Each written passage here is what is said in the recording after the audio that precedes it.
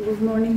তো আজকে এখন বেরোচ্ছি একটু বাজারে। আর আজকে সকাল থেকে বৃষ্টির পরে আকাশটা বেশ পরিষ্কার হয়েছে, বুঝতেই পারছো আকাশের অবস্থা।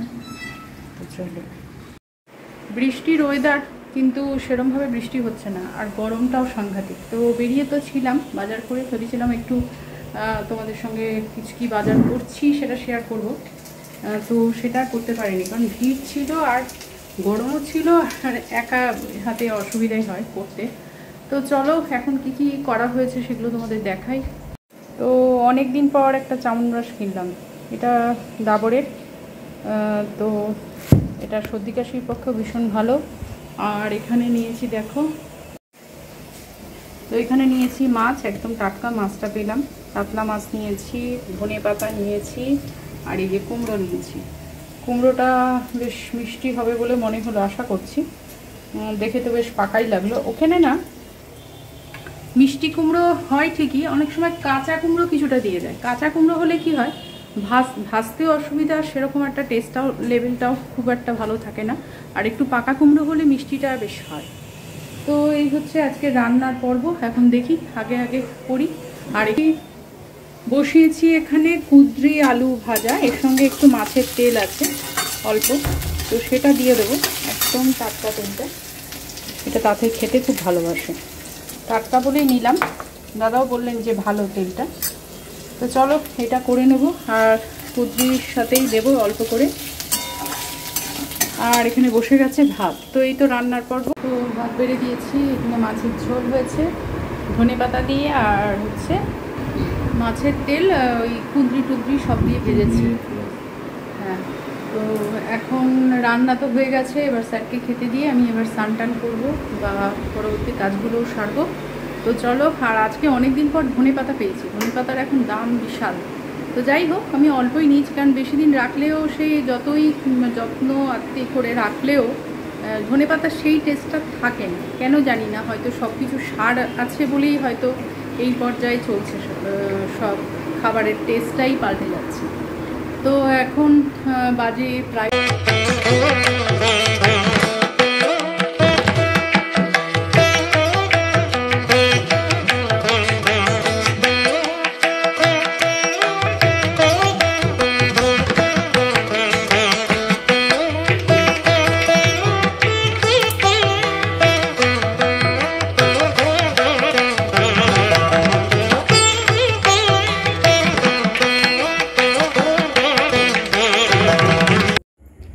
বারান্দায় আর জায়গা নেই, এত জামা কাপড়ে আসলে জায়গা তো একটাই, বারান্দাতেই মিলতে হবে।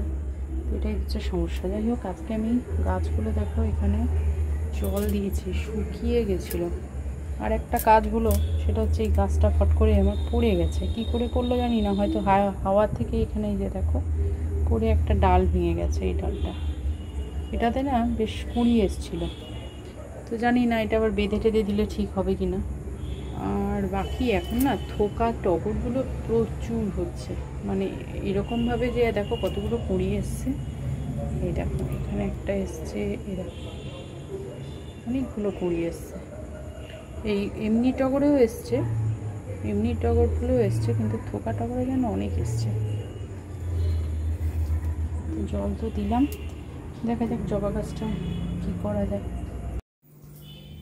এমনি হনুমানের অত্যাচার থেকে রক্ষা পাওয়া যাচ্ছে না, ভেঙে দেয়, পাতা ছিঁড়ে খায়, এসব তো আছে। তারপরে হঠাৎ করে হাওয়াতেই পড়ে গেল।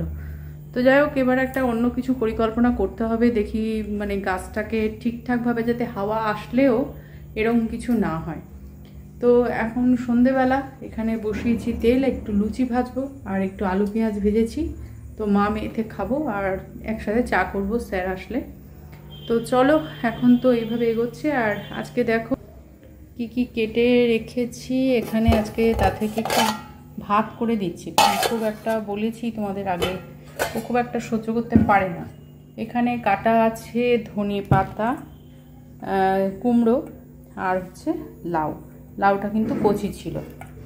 এই দেখো লাউটা খাওয়া হয়, অনেক সময় ঘন্টও করি, অনেক সময় ডুমো ডুমো কেটে একটা তরকারিও করি। তবে লাউয়ের তরকারিতে যেন বড়িটা মাস্ট। আমার আবার বড়িটা শেষ হয়ে এসছে, তো ভাবছি যে দিদিটা বড়ি দিয়ে যায় তাকে একবার ফোন করে বলে দেবো যে বড়িটা দিয়ে যেতে। তো চলো এবার একটু খাওয়া দাওয়া করে নিই সন্ধেবেলা, তারপর পরে তো চা আছে। এখন বাজে অনেকটা রাত্রি হয়ে গেছে, 10:30 বাজে। তো চলো ব্লগটা, আজকে ছোট্ট ব্লগ শেষ করছি এখানেই। যদি এই ব্লগটা একটু দেখে থাকো তাহলে ব্লগটা ছেড়ে যাওয়ার আগে লাইক করে দিও, আর ভালো লাগলে একটু শেয়ার করো। তো যাই হোক, চলো আবার নেক্সট ব্লগে দেখা হচ্ছে নতুন কিছুর সঙ্গে। সঙ্গে থেকো। Good night.